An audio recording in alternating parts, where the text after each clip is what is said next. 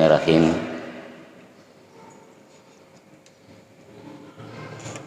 Assalamualaikum warahmatullahi wabarakatuh. Alhamdulillahi rabbil alamin.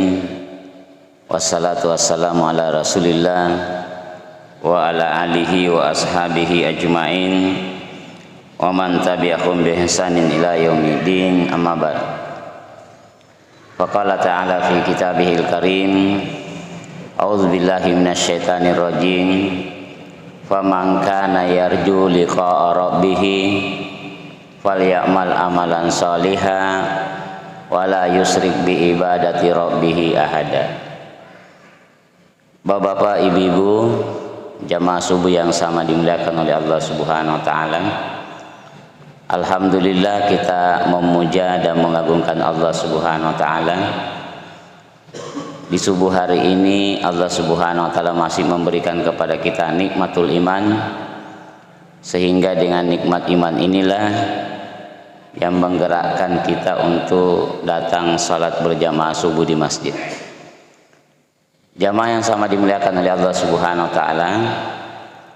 Tema yang kita akan angkat pada subuh hari ini adalah amalan ringan pembuka jalan menuju surga. Di dalam suratul Kahfi disebutkan, faman kana yarju liqa'a rabbih falyamal amalan shalihan wa la yusyrik bi ibadati rabbih ahada. Barang siapa yang mengharapkan perjumpaan dengan Tuhannya, maka hendaklah dia melakukan amal soleh dan jangan dia mempersekutukan sesuatu dengan Allah Subhanahu wa taala. Di dalam hadis disebutkan, kelak nanti penghuni surga yang kenikmatan yang terindah yang akan dirasakan oleh penghuni surga adalah tatkala Allah Subhanahu wa taala menampakkan wajahnya yang asli. Lalu kita akan memandang wajah Allah Subhanahu wa taala seperti memandang bulan purnama. Itu adalah kenikmatan yang tertinggi tatkala kita bisa memandang wajah Allah Subhanahu wa taala. Syaratnya cuma dua, jamaah yang berbahagia.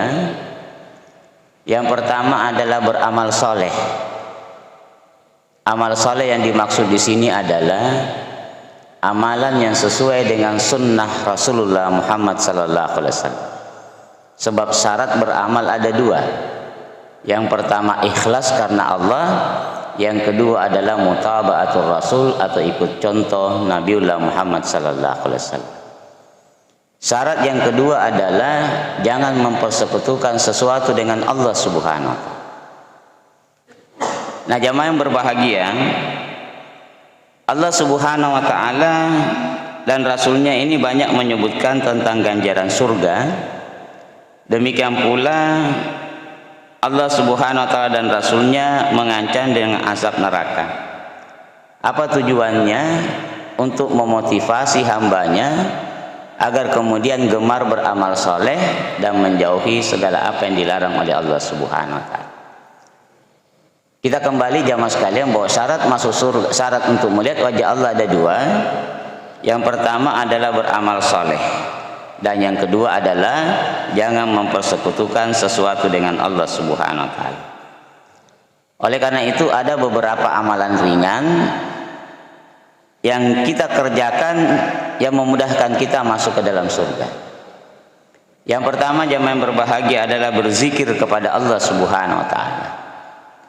Di dalam hadis disebutkan, ma'amila adamiyun amalan anjalahu min adzabillahi minadzikr, bahwa tidaklah seorang hamba ini memasukkan dirinya, jadi disebutkan bahwasanya tidaklah seorang manusia mengamalkan satu amalan yang dapat menyelamatkan dari azab Allah Subhanahu wa taala melainkan zikir kepada Allah. Jadi tidaklah, kata Nabi, seorang manusia mengamalkan satu amalan yang dapat menyelamatkannya dari azab Allah melainkan zikir kepada Allah Subhanahu wa taala. Oleh karena itu di dalam hadis lain Nabi SAW bersabda, kalimatani hafifatani alal lisan thaqilatani fil mizan habibatani ila rahman subhanallah walhamdulillah wala ilaha illallah wallahu akbar. Kata Nabi, ada dua kalimat yang ringan di lidah, berat timbangannya, dan sangat dicintai oleh Allah Subhanahu wa taala. Apa dua kalimat itu Bapak dan Ibu? Subhanallahi wa bihamdihi subhanallahil azim. Maha suci Allah dengan pujiannya kami memuji, subhanallahil azim, maha suci Allah zat yang maha agung. Dua kalimat ringan di lidah, berat timbangannya, dan sangat dicintai oleh Ar-Rahman, yaitu subhanallahi wa bihamdihi subhanallahil azim.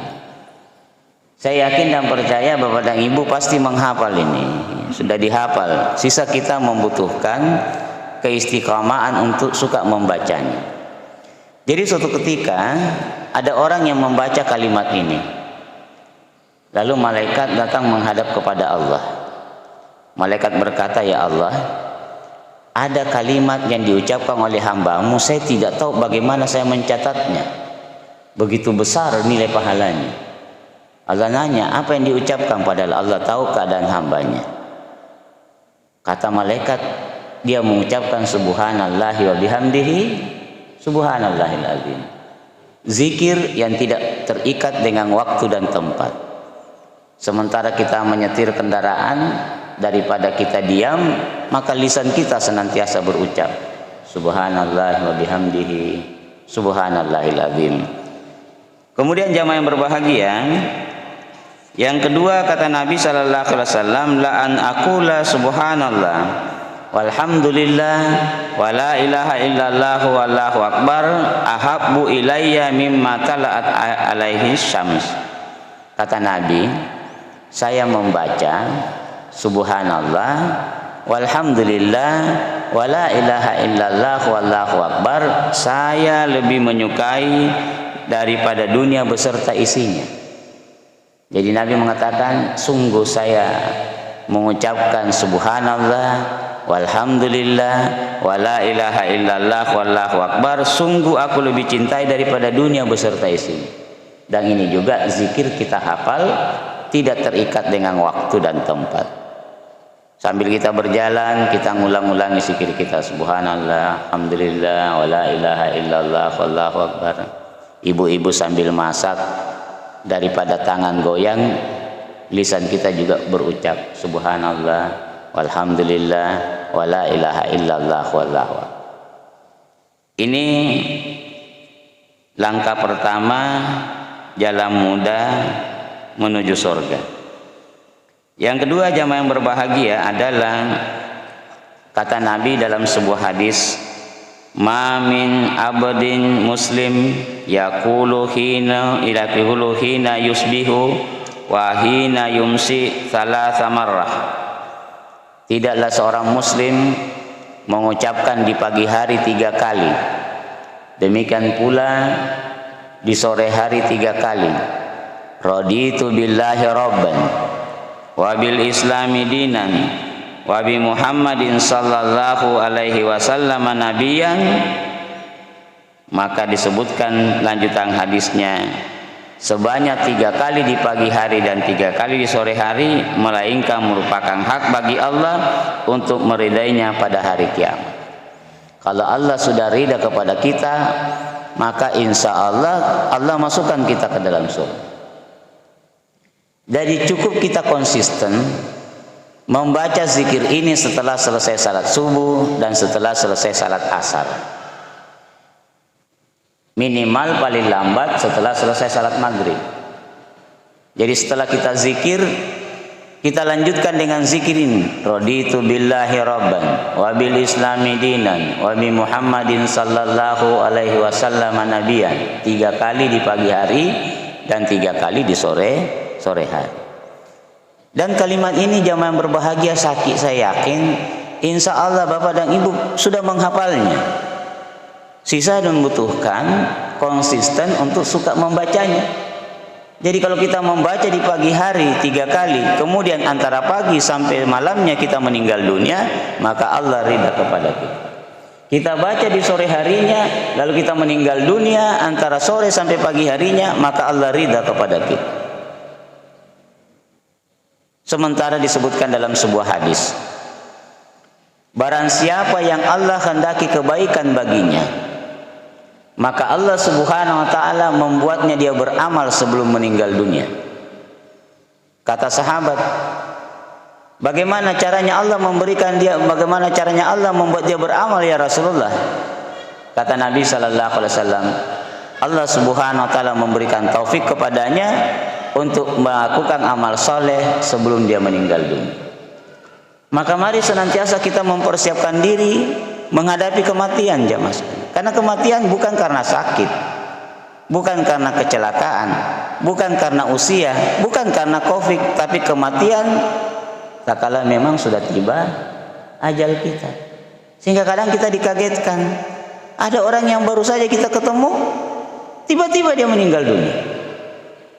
Saya nonton di YouTube, ada ustaz di Jawa, ini mau khutbah Jumat. Jadi dia masuk di pintu utama masjid bagian belakang. Begitu dia masuk, dia beri salam. Ada jamaah 4 orang di sebelah kirinya masjid. Lalu dia datangi jamaah itu, dia salaman. Kemudian dia menuju ke mimbar. Dia simpan buku khutbahnya, kemudian dia salat tahiyatul masjid. Bangkit dari sujud pertama, terus kemudian mau melanjutkan ke sujud kedua, ternyata beliau jatuh tersungkur meninggal dunia dalam keadaan melakukan amal saleh. Jadi mari kita senantiasa bersiap jamaah sekalian. Jangan sekali-sekali kita melupakan zikir ini di pagi hari.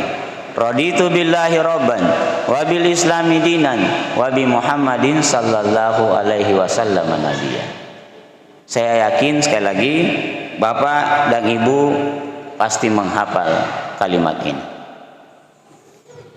Yang ketiga jamaah yang berbahagia disebutkan, man qara'a ayatal kursi dubura kulli shalah lam yamna'uhu min dukhulil jannata illa ayyamut. Barang siapa yang membaca ayatul kursi setiap dia selesai sholat, maka tidak ada yang dapat menghalanginya untuk masuk surga kecuali dia mati. Ini juga kita hafal. Oleh karena itu hendaklah ayatul kursi ini menjadi zikir harian kita 5 kali setelah selesai salat wajib. Jadi sunnahnya jamaah sekalian, begitu kita selesai salat wajib, assalamualaikum warahmatullah, assalamualaikum warahmatullah, jangan merubah posisi duduk kita sebelum kita istighfar 3 kali. Astagfirullah, astagfirullah, astagfirullah. Setelah itu boleh Bapak dan Ibu merubah posisi duduk, tapi sunnahnya tidak boleh beranjak dari tempat duduk sebelum menyelesaikan zikir sesudah salat. Kalau posisi imam, dia kadang balik kiri, kadang balik kanan. Lalu kita mulai zikir setelah selesai salat. Allahumma antas salam wa minkas salam tabarakta ya dzal jalali wal ikram. La ilaha illallah wahdahu la syarikalah, lahul mulku wa lahul hamdu wa huwa ala kulli syai'in qadir. Allahumma la mani'a lima ataita wa la muti'a lima manata wa la yanfa'u dzal jaddi minkal jadd. La ilaha illallah wahdahu la syarikalah, lahul mulku wa lahul hamdu wa huwa ala kulli syai'in qadir. La haula wa la quwata illa billah. La ilaha illallah wa la na'budu illa iyyah, lahun ni'mata wa lahul fadlu wa lahul thanul hasan. La ilaha illallah mukhlishina lahu din walau karihal kafirun. Sesudah itu kita membaca subhanallah 33 kali, alhamdulillah 33 kali, Allahu akbar 33 kali, kemudian kita tutup dengan ucapan la ilaha illallah wahdahu la syarikalah, lahul mulku wa lahul hamdu wa huwa ala kulli syai'in qadir. Setelah itu Bapak dan Ibu, kita bacalah ayatul kursi. Qul huwallahu ahad, qul a'udzu birabbil falaq, qul a'udzu birabbin nas. Khusus waktu subuh dan maghrib, 3 qul ini dibaca tiga kali. Jadi ada beberapa masjid yang saya lihat zikir ini dicetak baru digantung di sudut kiri dan sudut kanannya masjid. Karena boleh jadi ada jamaah yang belum menghafal, sehingga itu pun mengundang kita untuk selalu membaca. Jadi begitu kita lihat, kita zikir, jadi ada besar ditaruh di sudut kanan dan di sudut kirinya masjid. Jadi jamaah sekalian, jangan sekali-sekali melupakan membaca ayatul kursi setiap selesai salat, karena tidak ada yang menghalanginya masuk surga kecuali dia mati, kata Nabi sallallahu alaihi wasallam. Jadi andai kata kita habis salat subuh kita membaca ayatul kursi, kita meninggal antara subuh dan duhur, Allah jamin surga bagi kita. Kita baca di waktu duhur, kita meninggal dunia antara duhur dengan azharnya, maka Allah jamin surga kepada kita. Orang bilang, kalau begitu gampang masuk surga. Oh, tidak semudah jamaah sekalian apa yang kita ucapkan. Ada profesor bilang, kayaknya agama ini seperti wayang saja, cukup mengucapkan kalimat la ilaha illallah masuk surga. Dikira barangkali gampang. Iya. Ada seorang ulama tawaf di Masjidil Haram. Lalu ada orang yang bergantungan di kiswanya Ka'bah, di penutup hitamnya Ka'bah. Lalu orang itu berkata, ya Allah, matikanlah saya dalam keadaan Islam. Ya Allah, matikanlah saya dalam keadaan Islam. Setiap ulama ini melewati orang tersebut, hanya itu saja doanya. Lalu kemudian setelah ulama ini tawaf, dia dekati orang tadi. Apakah tidak ada permintaanmu yang lain selain itu? Apa kata dia? Andaikan engkau mengetahui keadaan saya, engkau pasti akan prihatin dengan hidupku. Dia bilang, saya punya 2 orang saudara. Satu saudara saya berusia 40 tahun, satu saudara saya menjadi muazzin selama 40 tahun, dan satu lagi saudara saya menjadi muazzin selama 30 tahun, tapi mereka semua meninggal bukan dalam keadaan Islam. Lalu dia ceritakan, pada waktu dia sakaratul maut, dia meminta Al-Quran kepada kami. Maka dia kata saya kira dia ingin dibacakan beberapa ayat suci Al-Quran. Tetapi setelah Quran itu saya bawakan kepadanya, apa dia katakan? Aku mempersaksikan dengan Quran ini bahwa saya keluar dari Islam. Kemudian dia meninggal dunia dalam keadaan murtad. Ya, jangan dikira gampang orang mati dalam keadaan Islam. Ini jamaah sekalian. Jadi mari kita senantiasa mempersiapkan diri dengan suka membaca ayatul kursi. Ini juga bapak dan ibu hafal.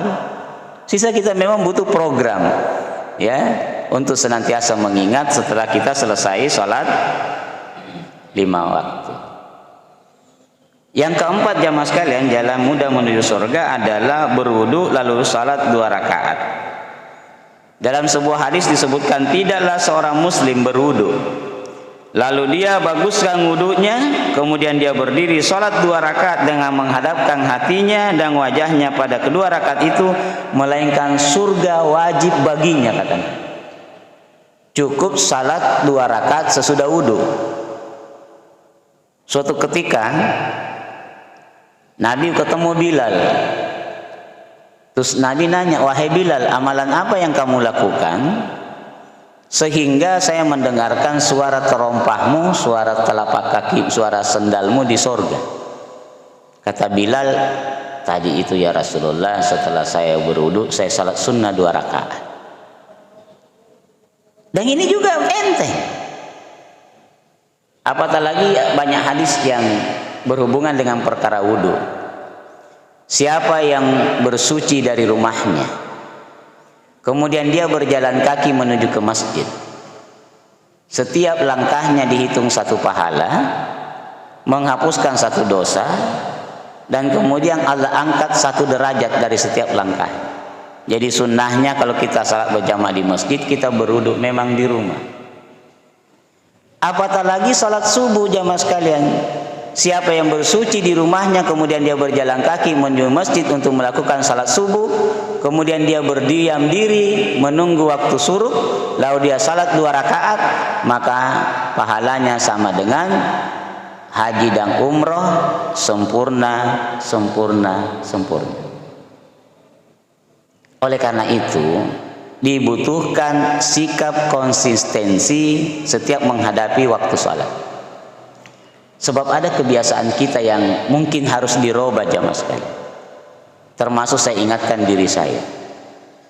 Kadang-kadang nanti kita berwudu kalau mendengarkan suara azan. Ya Pak Di? Andai kata kita konsisten 5 menit atau 10 menit sebelum azan kita sudah siap, maka banyak sekali keutamaan yang bisa kita raih. Misalnya 10 menit sebelum waktu kita bunyikan memang alarm kita berwudu di rumah.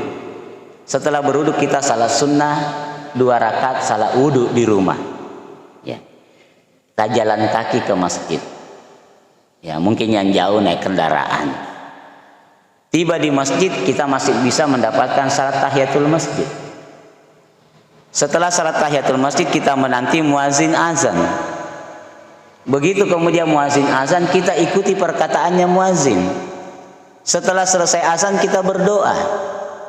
Lalu kemudian kita melakukan salat sunnah rawatib. Di dalam hadis disebutkan, siapa yang melaksanakan salat sunnah 12 rakaat setiap hari, maka Allah Subhanahu wa taala akan membangunkan rumah yang terbuat dari emas di surga. Yang mana itu 12 rakaat Bapak dan Ibu? Yang pertama adalah 2 rakaat sebelum subuh, 4 rakaat sebelum duhur, 6 Pak ya. 2 rakaat sesudah duhur, 2 rakaat sesudah maghrib, dan 2 rakaat sesudah isya. Dan ada orang yang konsisten menjaga ini. Oleh karena itu jam digital ini kalau waktu duhur coba sedikit agak perpanjang, berikan kesempatan orang untuk melakukan salat sunnah 4 rakaat sebelum duhur dengan cara 2 rakaat salam, 2 rakaat salam. Kemudian kalau kita konsisten dengan konsep seperti ini jamaah sekalian, kata Nabi dalam sebuah hadis, tidaklah seseorang menjaga salat 5 waktunya tidak terlambat takbir bersama dengan imam selama 40 hari 40 malam, melainkan akan terhindar dari sifat kemunafikan. Dan saya yakin ada jamaah kita yang bisa konsisten 40 hari 40 malam tidak ketinggalan takbiratul ihram bersama dengan imam. Ada jamaah saya, alhamdulillah dalam 1 tahun dia bisa dapatkan 4 sampai 5 kali. Dia jaga betul kalau dia naik kendaraan, begitu terdengar suara azan dia tinggalkan masuk ke masjid salat. Sama dengan almarhum orang tua kami Pak Dainyunta, mertuanya Ustaz Zaitun. Itu beliau konsisten sekali mengejar takbir pertama 5 waktu. Ada jamaah saya waktu saya masih tinggal di Landak Baru, namanya Haji Makatang. Beliau konsisten sehingga suatu ketika jamaah sekalian ada orang baru datang ke masjid saya, mungkin dia muazin di masjidnya, begitu sudah tiba waktu dia langsung azan tanpa dipersilahkan. Sementara manajemen masjid kami itu ada imam sudah ditetapkan, jadi ada imam pertama, imam kedua, imam ketiga. Muazin juga sudah ditetapkan, muazin 1, muazin 2, muazin 3. Jadi tidak sembarang orang jadi muazin. Kalau orang datang ke rumah orang lain, nanti kita dipersilahkan baru kita melakukan sesuatu. Itu adab. Dia azan. Kebiasaan di masjid saya, nanti saya keluar dari kamar saya, baru saya perintahkan imam muazin qamat, baru di qamat. Itu sunnahnya. Jadi sunnahnya imam menyuruh muazin qamat, tapi ternyata posisi imam diganti dengan jam digital. Begitu 10 detik titit langsung berdiri muazin qamat. Padahal nanti muazzin qamat tak kala imam memerintahkan. Selesai salat asar, langsung ngaji Makatang almarhum ngomong sama saya, "Ustaz, siapa yang tadi qamat itu?" Silang, "Kenapa Pak Haji?" "Sudah 35 hari nih kodongku jaga ini salatku. Tadi gugur ki." Karena kalau gugur berarti kita memulai lagi start yang baru. Nah, ini butuh konsisten.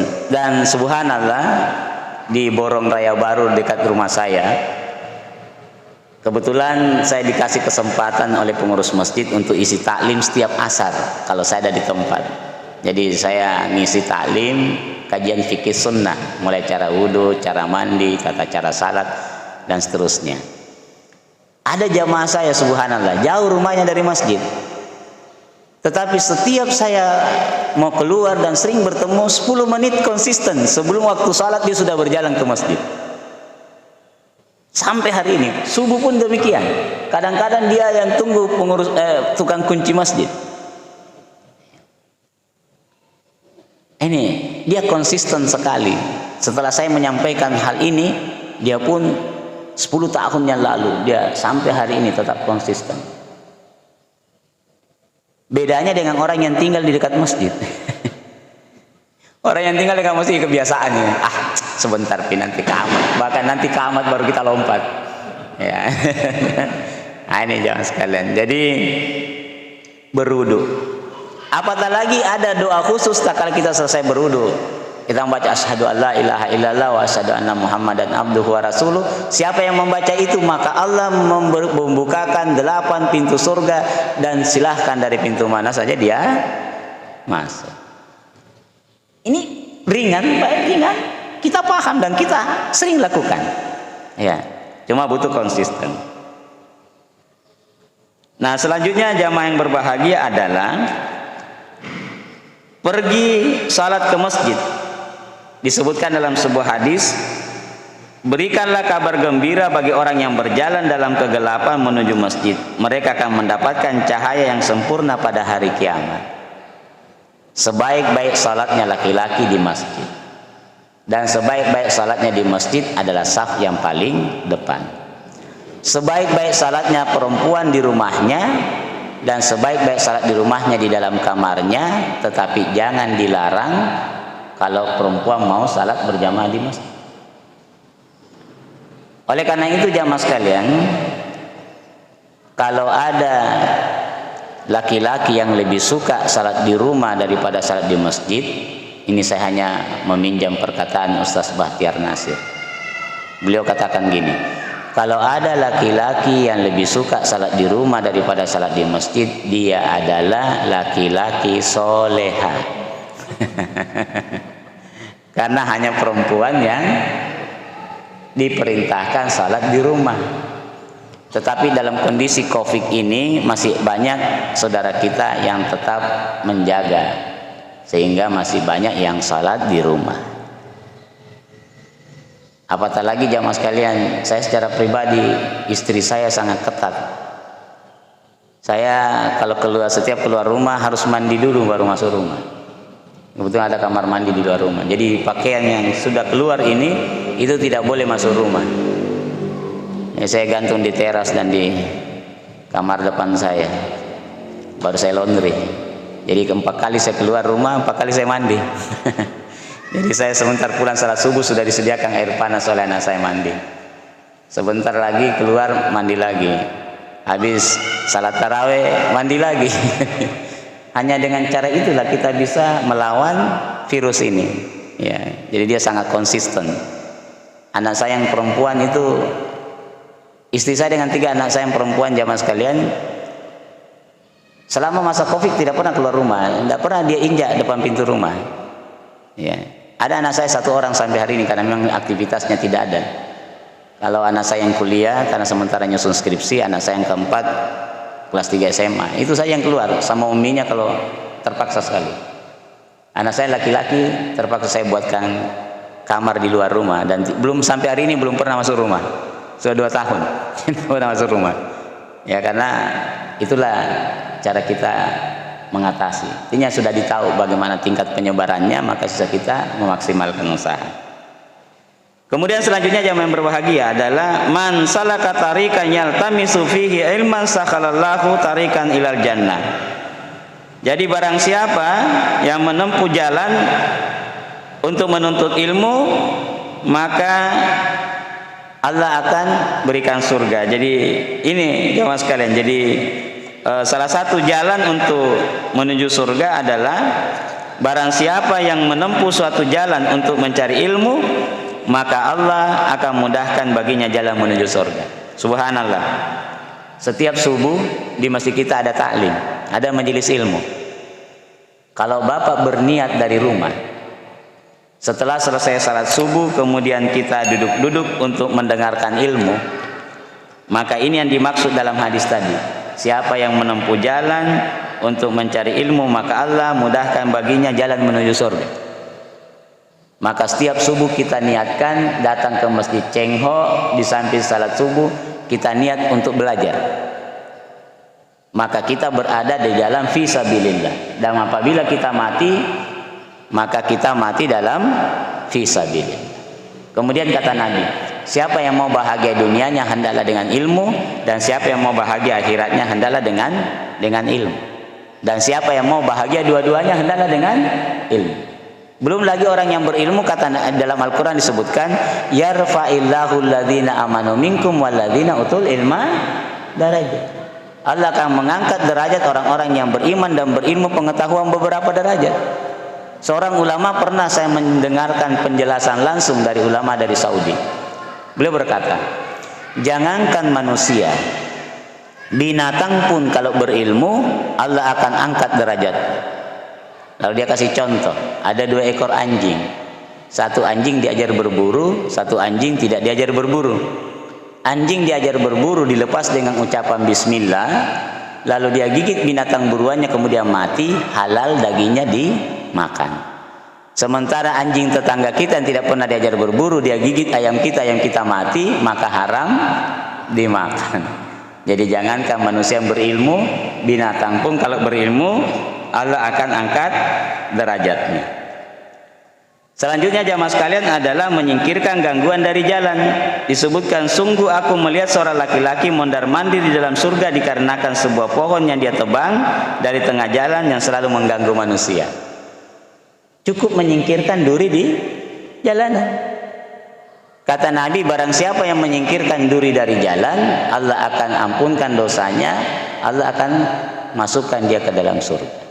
Hanya perkara duri. Kemudian di hadis lain disebutkan iman itu ada 70 cabang.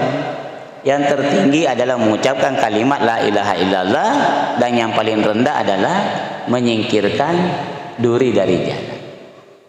Sehingga seorang ulama besar yang bernama Syekhul Islam Ibnu Taimiyah rahimahullah berjalan dengan murid-muridnya. Kemudian ada ranting di tengah jalan. Beliau sendiri yang mengangkat ranting itu, dia singkirkan ke pinggir jalan. Lalu muridnya nanya, wahai imam, kenapa mesti engkau? Biarlah kami. Apa kata Syekhul Islam Ibnu Taimiyah rahimahullah? Saya berharap dengan amalan saya yang sedikit ini akan memperberat timbangan saya di yaumul qiyamah. Pertanyaannya jamaah sekalian, bagaimana halnya bapak-bapak dan ibu-ibu yang memasang polisi tidur di depan rumahnya? Iya. Orang disuruh menyingkirkan duri, kita malah pasang polisi tidur. Saya takut nanti kalau di yaumul qiyamah, begitu ditimbang amalan kebaikan kita lebih berat daripada amalan kejahatan kita. Tiba-tiba ada suara dari langit, masih ada yang belum ditimbang. Apanya? Polisi tidurnya.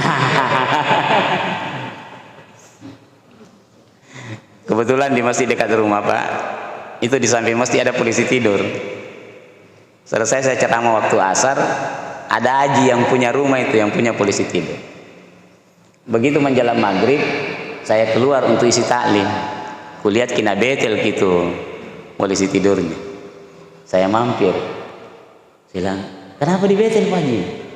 Tersinggung tadi itu Ustaz. Jadi saya bilang, marah ki Pak Haji. Bilang, tidak Ustaz, justru saya cepat-cepat bongkar ini, jangan sampai saya mati sebelum saya bongkar, itu akan memperberat nanti amalan kejahatan saya. Beliau sudah meninggal, kasihan, dan dia sangat fanatik sekali dengan ceramah-ceramah saya. Saya sudah ingatkan Kipadi, terserah kita mau bongkar atau tidak, itu jadi urusan kita. Yang penting saya sudah menyampaikan. Ya, sedangkan didoakan saja kita oleh orang lain belum tentu kita selamat, apatah lagi tiap hari nak sumpah-sumpah ke orang. So, tidak ada yang merasa senang lewat posisi tidur. Ya, semua orang pasti mendongkol. Nah, ini.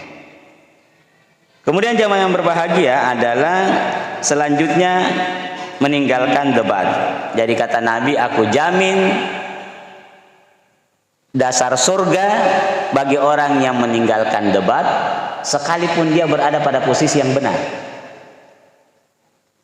Oleh karena itu para ustaz kita bukan tidak mau melayani debat, bukan karena kapasitas ilmunya tidak mumpuni, bukan, hanya karena ingin mengamalkan hadis ini.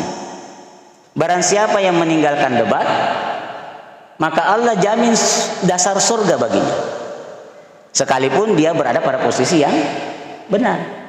Tapi ada orang hebat sekali, ayo saya mau berdebat, tentukan saya tempatnya, saya siap melayani.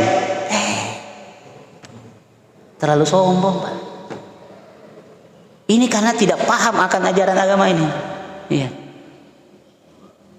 Jadi kenapa kita tidak mau berdebat? Karena kita ingin surga. Tetapi kita juga perlu meluruskan kalau ada sesuatu yang keliru. Tetapi bukan dengan cara berdebat. Tapi ada orang di Indonesia ini hebat sekali. Tidak ada yang benar kecuali dia. Oh, dia bilang, silakan pilih tempat. Termasuk dia tantang Ustaz Zaitun. Ya. Silakan. Tidak lagi penghormatan kepada ulama. Dia tidak menyebut lagi Ustaz Zaitun. Silakan Zaitun, tentukan tempat. Wah, hebat sekali. Alhamdulillah. Sekali-sekali juga kita harus mengingatkan orang-orang seperti itu. Oh, agama kita mengajarkan untuk meninggalkan debat, Allah jamin surga bagi kita. Ya, sekalipun kita berada pada posisi yang benar.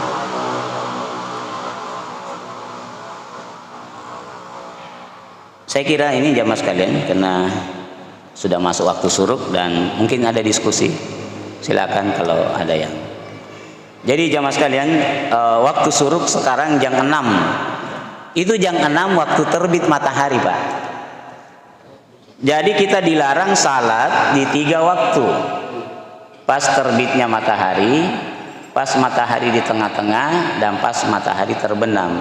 Oleh karena itu waktu maghrib masuk setelah terbenam matahari. Jadi kalau waktu suruk sekarang jam 6 lewat 1 menit atau jam 6 lewat pas jam 6, Pak, ya. Maka kita lewatkan 5 menit, 10 menit, 20 menit. Yang jelas jangan tinggalkan tempat sebelum kita salat 2 rakaat kalau kita mau mendapatkan pahala umroh, pahala haji dan umroh sempurna kata Nabi. Ya, silahkan kalau ada yang mau ditanya, silahkan.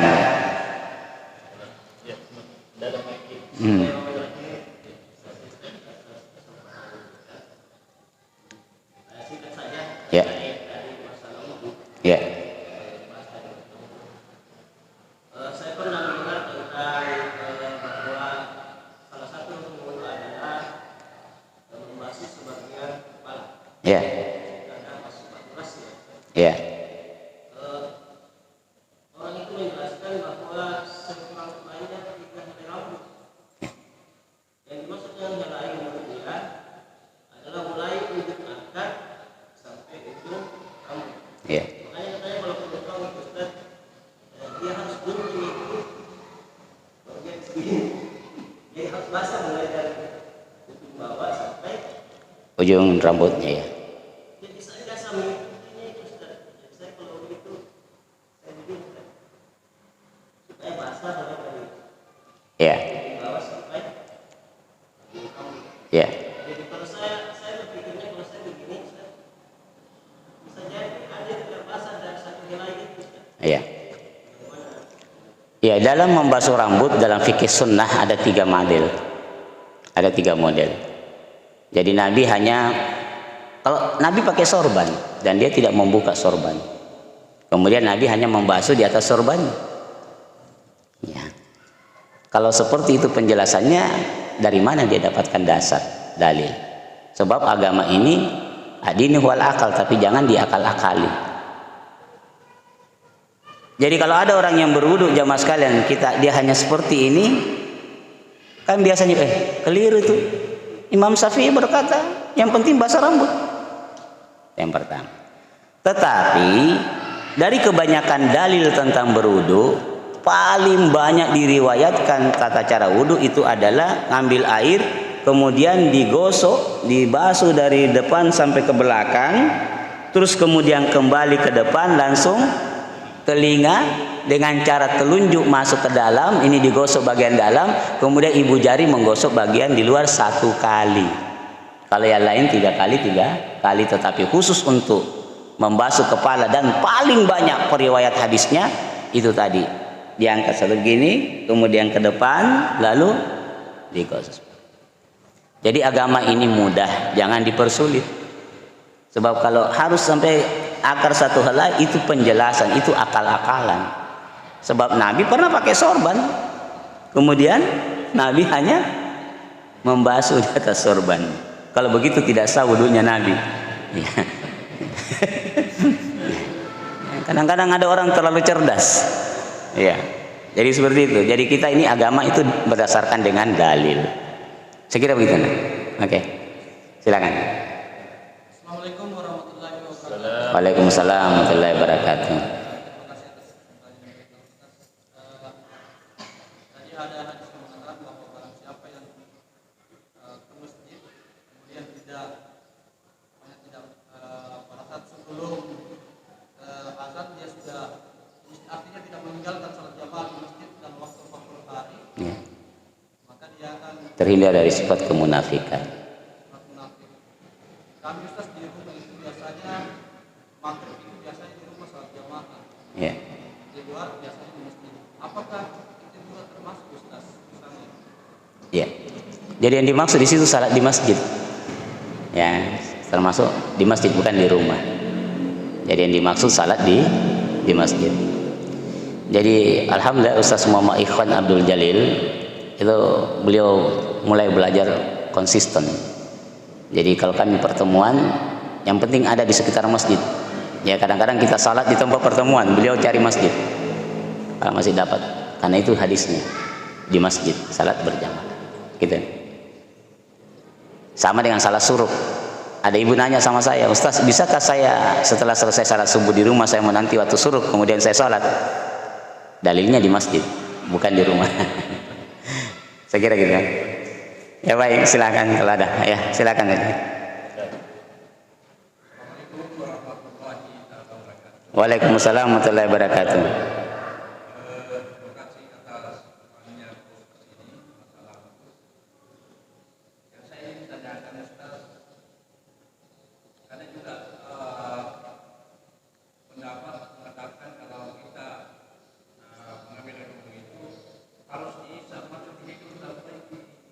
Iya. Iya. Iya.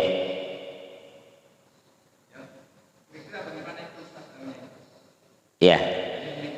Ya baik. Jadi kalau kita beristinsyak itu dihirup dalam-dalam. Bahkan Ali bin Abi Thalib mencontohkan sifat wudunya Nabi. Jadi ngambil air kemudian dia berkumur-kumur langsung dihisap air ke hidung. Jadi diangkat dengan tangan kanan kemudian disemburkan dengan tangan kiri. Jadi kalau kita beristinsyak menghirup air, menghirup bukan hanya sekedar gosok-gosok begini, tapi dihirup dalam-dalam itu kita bro. Kemudian kita semburkan keluar. Itu sunnahnya. Kecuali kalau dalam puasa, jangan sampai kita hirup dalam-dalam tiba-tiba masuk ke tenggorokan. Dan ini menurut Profesor Dr. Muhammad Shatta, seorang dokter ahli THT di Mesir, berwudu dengan cara seperti ini akan menghilangkan beberapa macam penyakit, termasuk penyakit migrain dan segala macam penyakit yang berhubungan dengan perkara hidung. Dan ternyata banyak orang yang mempraktekkan. Tadinya mudah bersin-bersin, sakit kepala sebelah, setelah dia menyempurnakan wudunya dengan cara menghirup dalam-dalam, maka alhamdulillah sembuh penyakit.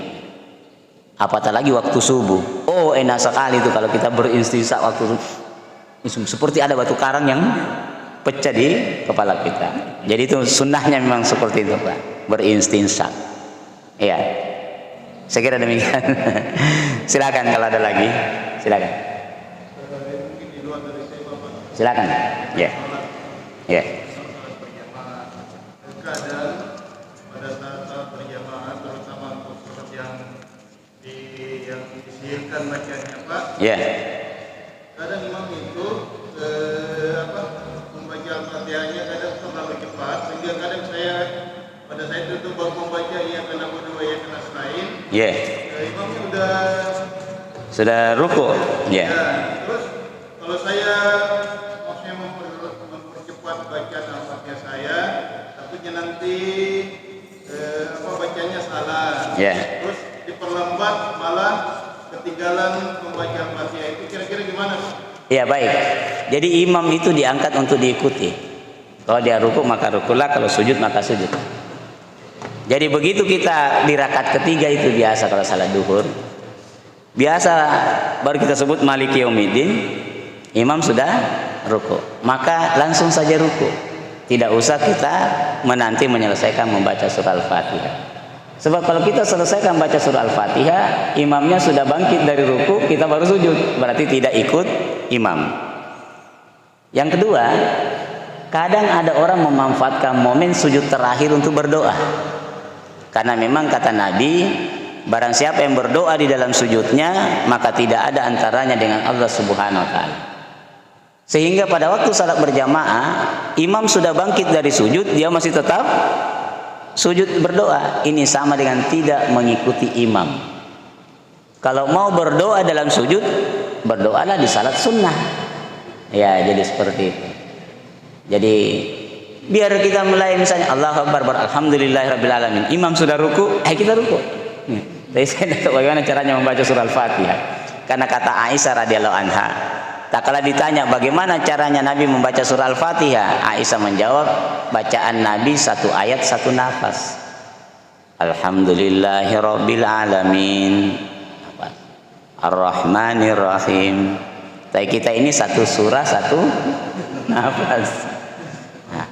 Nah, itulah yang perlu diingatkan para imam-imam, sebab imam itu juga punya persyaratan. Dan kadang-kadang imam masjid tidak mau mendengarkan taklim. Ini masalahnya. Jadi susah diperbaiki. Kadang-kadang orang mengeluh, berapa kali kita sampaikan ternyata imamnya. Sama itu, Pak. Apabila bersamaan aminnya imam dengan malaikat, maka Allah akan ampunkan dosa kita. Oleh karena itu seorang imam tak kalah menyebutkan ghairil maghdubi alaihim waladdallin. Makmum jangan dulu mengatakan amin sebelum imam mengatakan amin. Nah, itu. Jadi lama juga pada waktu ruku, jangan bersamaan rukunya imam dengan rukunya kita. Jadi nanti sempurna posisi rukunya imam, baru kita juga turut ruku. Begitu juga bangkit dari sujud. Nah, jadi imam itu diangkat untuk diikuti. Oleh karena itu apabila dia sujud, rukulah, apabila dia sujud. Materi-materi sederhana ini perlu disampaikan kepada umat, karena banyak orang tidak paham. Saya malah padahal Ramadan ini adalah momen yang paling indah untuk menyampaikan ilmu. Jadi ada beberapa masjid yang ditangani oleh kami, itu penceramahnya satu pekan berganti. Jadi 4 nih penceramah, supaya nanti konsisten ilmunya. Bahkan ada masjid-masjid yang kita bina itu kajian kitab setiap bulan Ramadan. Jadi ada kitab tertentu kita kaji, sehingga betul-betul kita keluar dari Ramadan banyak ilmu. Tetapi Ramadan ini hanya kadang-kadang dijadikan sebagai sarana hiburan. Orang datang dengar ceramah hanya mau ketawa saja. Ya, padahal banyak tertawa mematikan hati. Padahal masih banyak ilmu-ilmu dasar yang perlu kita pahami. Termasuk masih banyak tata cara wudhu yang, karena kita ini rata-rata berwudhu hanya ikut sama orang tua, kebiasaan tanpa dasar ilmu. Demikian juga tata cara salat. Seperti misalnya mengangkat takbir. Mengangkat takbir kan posisi tangan cuma dua, Pak. Setentan dengan bahu atau sejajar dengan daun telinga. Bangkit dari rukuk juga begitu. Sami Allahu liman hamidah, kalau dia tidak setentan dengan bahu, setentan dengan daun telinga. Tapi ada orang bangkit dari rukuk, Sami Allahu liman hamidah. Ini ada jamaah saya. Saya tanya Pak Haji, kenapa kalau kita bangkit dari rukuk kita angkat tangan? Itu kan kita berdoa, Ustaz, harus angkat tangan. Oh, kalau begitu definisi salat menurut bahasa artinya doa. Jadi kalau kita duduk antara dua sujud, Rabbi firli dan seterusnya, mestinya kan tangan tidak begini, kita Rabbi firli. Jadi salat itu ada tata caranya, dan ini perlu dijelaskan kepada umat. Bahkan ada anak-anak yang kita bina bagaimana tata cara salat. Kadang-kadang kalau takbir dia tidak begini, dia begini. Allahu Akbar. Di mana ada posisi tangan sejajar dengan? Tidak ada. Saya kadang-kadang memperhatikan seperti itu. Ini anak-anak yang kami bina, yang kami jelaskan bahwa setentan dengan bahu, setentan dengan daun telinga, tapi sami Allahu liman. Begini saja. Ini kan tidak setentan dengan bahu, setentan dengan dada. Mana penjelasan dalilnya? Tidak ada. Jadi hal-hal yang sederhana. Termasuk perkara mandi wajib. Suatu ketika saya ngisi majelis taklim, ada ibu-ibu sudah usia hampir 50 tahun. Saya menjelaskan tentang tata cara mandi wajib, bilang, kukira itu Ustaz, kalau kita mandi wajib terakhir kepala disiram. Saya bilang, ya mati nih jangan. Sudah 50 tahun baru. Karena tidak pernah mendengarkan penjelasan tentang mandi wajib. Kan khutbah Jumat tidak mungkin kita menjelaskan tata cara mandi. Ya, jadi alhamdulillah di masjid kita ini ada taklim seperti ini. Oleh karena itu kita manfaatkan benar.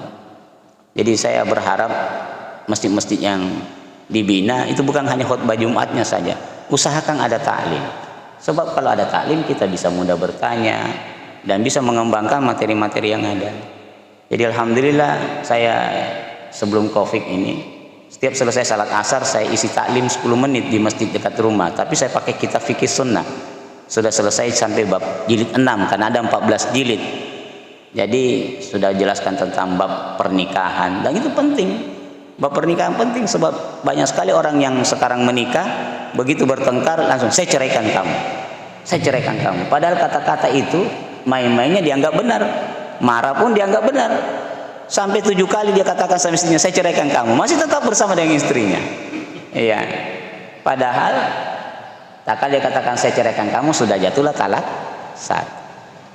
Dan kita harus ajarkan kepada generasi kita, sebab sekarang anak-anak kalau bertengkar, saya ceraikan kamu, iya sudah. Nah, itu kadang tidak dipahami tentang ajaran agama kita. Saya ingat tadi malam saya di WA sama ada imam masjid, ada ABG mungkin yang naik umroh. Bayangkan dia sampaikan, Ustaz tolong minta jawab, karena ada temanku sementara umroh. Apakah orang bagaimana tata cara tahallul? Lalu dia bertanya, apakah nanti saya gunting rambut nanti di Indonesia atau di sini? Ya. Saya bilang, bagaimana ini travel yang dia tempati ini? Pergi umroh. Dan umroh itu kan rangkaiannya tawaf. Setelah tawaf kita sa'i, setelah sa'i kita tahallul. Sudah miku jawab. Saya bilang dia satu rangkaian. Tanya lagi, cukur botak atau hanya sekedar gunting saja? Karena saya lihat di sini orang botak semua. Saya bilang sunnahnya itu dibotak, digundul. Sekalipun menurut Imam Syafi'i cukup menggunting 3 kali. Tapi itu kan masih dipertentangkan. Jadi kalau ada ketemu pertentangan, cari yang tidak ada pertentangannya, gitu Pak ya. Itulah karena dia kiranya itu pergi umrah, pergi berwisata. Aduh, saya bilang rugi-ruginya itu uangmu kalau kasih di Masjid Cengho untuk buka-buka puasa kan lebih banyak nilainya. Itulah anak-anak kita sekarang. Padahal ini hal yang sangat penting dijelaskan. Jadi saya bilang, bagaimana caranya bisa umroh model begitu? Saya bilang sama anakku, coba lihat ini dia WA langsung temannya dari Masjidil Haram. Bisakah saya nanti gunting di Indonesia? Kamu bukan itu kau tahallul namanya. Jadi, astagfirullahaladzim. Ini pentingnya menjelaskan. Ini kadang-kadang kita lucu-lucu juga, tapi begitulah pentingnya penjelasan agama ini ke umat. Gitu Pak. Baik, ada lagi? Kalau tidak ada kita tutup majelis kita. Silakan. Waalaikumsalam warahmatullahi wabarakatuh.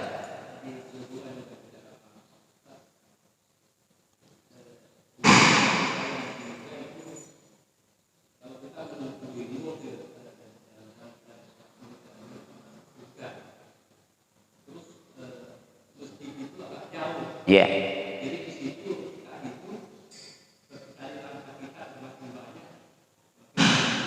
Ya.